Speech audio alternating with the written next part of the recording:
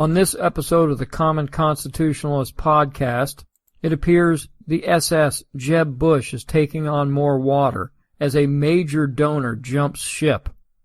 And there's a bit of a flap at a Michigan public elementary school over the sale of a children's book at a kids' book fair. Today on the Common Constitutionalist.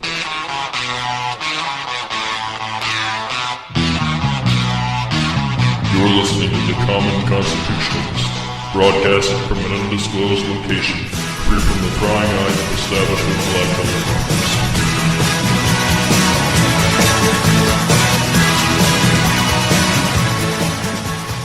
Poor old Jeb. He just can't catch a break, can he? He flops, completely flops at the last debate. And Marco Rubio eats his lunch. He eats his liver with some fava beans and a nice Chianti. Oh, old Jeb. He thought he was just going to waltz into this thing, but way back when everybody thought he was going to be the bee's knees, that everybody was just going to fall away and he was going to be anointed as the nominee of the Republican Party, the establishment party. And things just haven't gone the way old Jeb has planned them to go. Probably the whole Bush family is just kind of sobbing into their soup or something like this over their loser son who just can't seem to get it done. And now the UK Telegraph has reported that one of the most influential Republican donors has delivered a fresh blow to Jeb Bush's fading presidential hopes by committing his billions to Marco Rubio as the only candidate who can beat Hillary Clinton. The billionaire's name is Paul Singer, and they report that the billionaire New York investor who gave more money to Republican candidates last year than any other donor has twisted the knife by praising the young Florida senator, that'd be Marco Rubio, for a message of optimism. Singer wrote in a letter to party leaders or party figures, he, being Marco, is accustomed to thinking about foreign policy as a responsible policy maker. He is ready to be an informed and assertive decision maker. Now, obviously, this is some real woeful news to Bush, and I got to tell you, he still has plenty of money left over, soft money at least. The Super PAC, Right to Rise Super PAC, has plenty of money on his behalf to keep pushing him forward. But this guy's getting nowhere fast, and if he was smart, he would just bow out now. But he's not. People who run for president are a strange breed, I gotta tell you.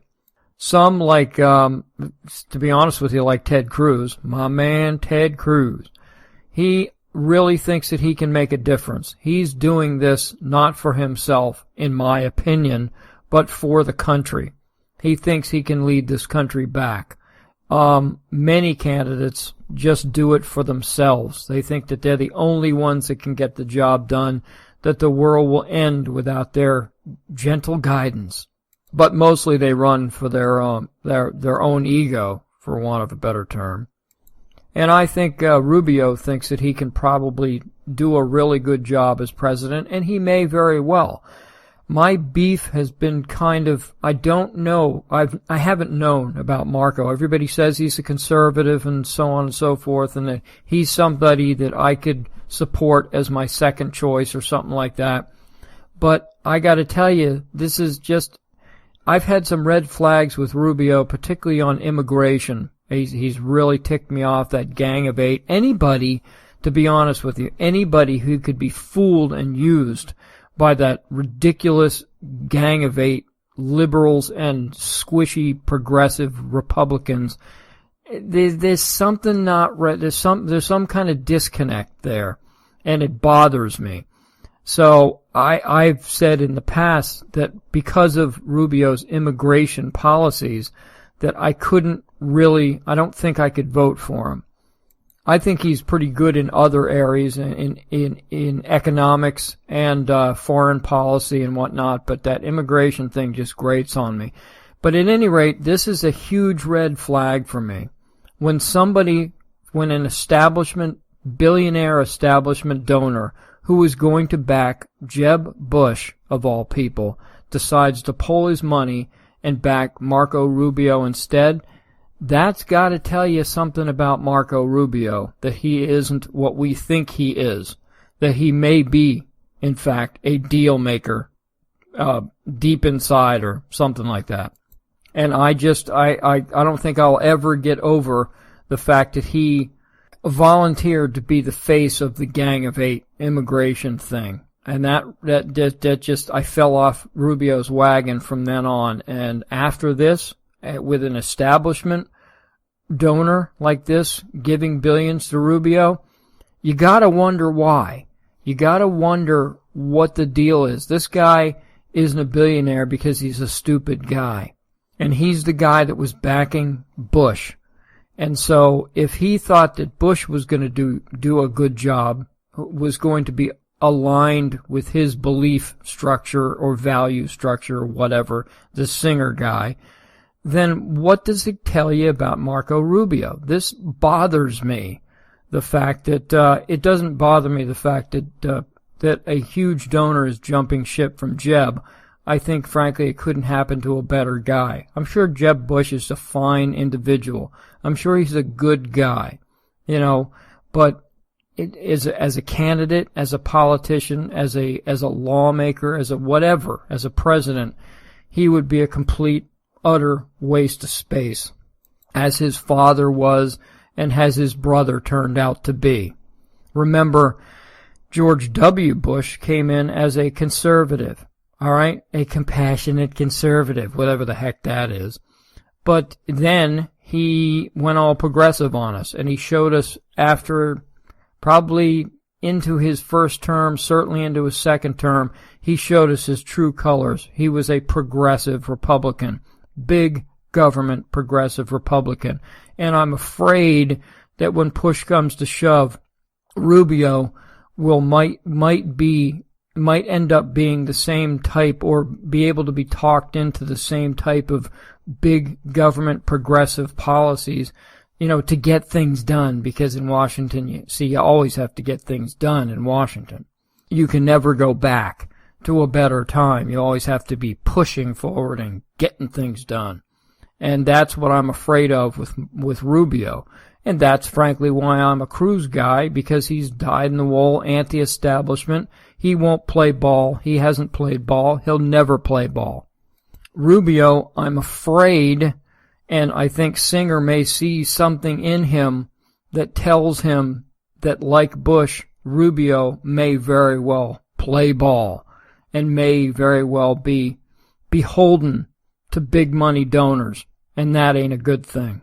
But I still think it's fabulous that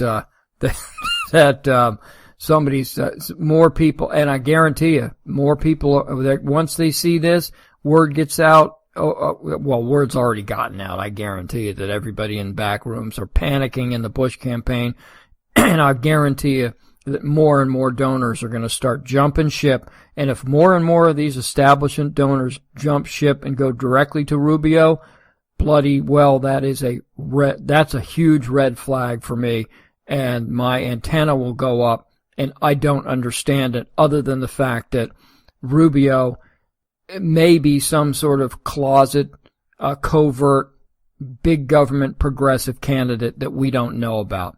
I don't know. At any rate, that's all I got, at least for this one anyway.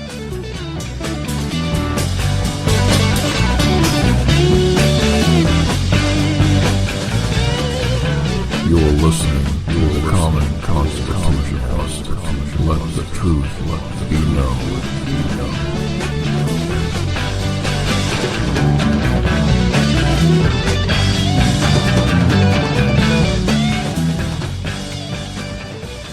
So this is Dateline Monroe, Michigan, and this is regarding the Monroe public school system, and more to the point, the Arborwood Elementary School on Monroe, Michigan, and the Arborwood Elementary School is having a book fair, or had a book fair. Actually, I don't know when it was or if it was, but apparently they had a book fair. And one of the books that wasn't for sale at the Little Kitties Elementary School Arborwood Book Fair was Captain Underpants and the Sensational Saga of Sir Stinks-a-Lot. Now, I don't know if you people know anything about Captain Underpants, but my kids grew up on Captain Underpants. Captain Underpants books were pretty cool. I liked them. Kids liked them. They were off-color, as not off-color like they weren't racist or anything nonsensical like that. They were just kids' humor, okay? They were just silly kids' humor. They didn't have any bad language. They didn't have any sex or anything like that. They were just silly kids' humor. Some kid violent stuff. It wasn't any big deal. But it was great for kids, and it got them reading. And that's what it's for. So the Captain Underpants book, this latest one, is at the center of the controversy. Captain Underpants and the Sensational Saga of Sir Stinks-a-Lot. That's a great name. The Monroe Superintendent, and I got to congratulate the Monroe, Michigan Elementary School for what they did here. I think this is just awesome because as I continue with this, you'll understand just how awesome these people are. This is from EAG News, which again, like a freaking broken record. If you're not reading these people, you need to start. They have their pulse on everything educational, all the lunacy, particularly college campuses. But again, broken record alert. So the Monroe Superintendent, Barry Martin, said that the book's publisher, Scholastic Books, notified the district that the latest book in the Captain Underpants series, of which there are dozens of them, I think, by now. My kids have long since grown out of them, but again, they're still pretty cool. They this particular book contained controversial material because one of the characters is a homosexual. Oh, brother. School officials conferred with the parent-teachers organization at Arborwood and jointly decided to keep it out of the book fair, but made it available online. That's fine and dandy with me. Martin says that most of the kids come in and they buy books and the parents aren't part of the selection. In this case, we felt it was necessary that if this book was going to be purchased, the parent needed to be involved in that. Are these people from Mars or something? This isn't supposed to be happening in modern-day liberal America, where the parents actually involved in the parenting. The school actually allows the parents to get involved. What's up with that? I applaud this guy for doing this. I think it's wonderful. Now, the Los Angeles Times reported that the actual story of the latest Captain Underpants book continues the adventures of Harold and George, if you know anything about that, two fourth-grade students in Ohio, and the titular superhero they created. At the end of the book, it reveals that Harold grows up to be an artist with a domestic partner named Billy. Now, up until this point, I think his name is Dav, D-A-V, Pilkey, Dav Pilkey. He's the author of these Captain Underpants books. And up until this point, I thought he was a bit of a genius as far as kids' books.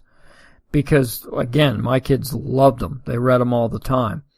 But why on earth do you feel compelled to inject this nonsense into a kid's book? It doesn't do anything other than support your ridiculous agenda and thrust it on our children. It doesn't make any sense. It's ridiculous. Now, Pilkey says that he explains that his goal isn't to please parents. Okay, fine. But to engage young children in literature and foster a lifelong love for reading that studies suggest is critical for success in academics and life. Okay, that's terrific, and I applaud him for that. But why do you have to go ahead and stick a finger in everybody's eye purposely to advance your agenda? Why can't you just let it be? Whether you're a homosexual or a heterosexual that's a homosexual advocate, I don't care. But keep it to yourself, or at least you don't have to put it in a children's book. If you want to write an adult novel, knock yourself out. But why on earth do you have to put it in a children's book? Just, oh, by the way, Harold's a homosexual. What does that have to do? How does that forward the book? What does that have to do with anything other than, here, by the way, I'm going to poke you in the eye now, parents. It's just foolishness. It's outright ridiculousness. He goes on and says, some grown-ups are not amused by the kinds of things that make most children laugh, so they try to stomp those things out. My primary goal with Captain Underpants is to make kids laugh and to give them a positive experience with reading as a crucial time in their development. What in the heck does this have to do? Why did you, if it's a positive message, not even a positive message, it's a positive experience about reading and making kids laugh, then why would you feel compelled to put this in other than just to piss people off? I mean, that's what's crucial. It's crucial to make this kid Harold grow up to be a homosexual. It's gonna really sell the book. That's gonna make any difference in the world. It's ridiculous. And he can do whatever he wants. And he's a writer. More power to him if he wants to write that. Whoop-de-doo. But